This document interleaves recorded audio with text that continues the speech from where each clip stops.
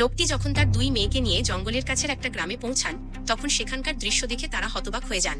কোনো বন্যজন্তু সেই ছোট্ট গ্রামের প্রায় সব মানুষকে শেষ করে দিয়েছিল। তখনই তারা বুঝতে পারেন যে তাদের ছোট মেয়ে নারা কোথাও নেই। তারা যখন তাকে খুঁজছিলেন, ঠিক তখনই হঠাৎ তার চিৎকারের আওয়াজ শোনা যায়।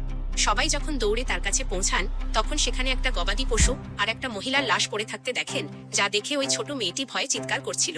তখনই সেই লোকটি তার গাইড বন্ধুর সাথে জলদি জলদি জঙ্গল ছাড়ার জন্য গাড়িতে গিয়ে বসেন। রাস্তায় একটা আহত মানুষকে দেখে তারা গাড়ি থামান এবং তাকে সাহায্য করার জন্য নিচে নামেন।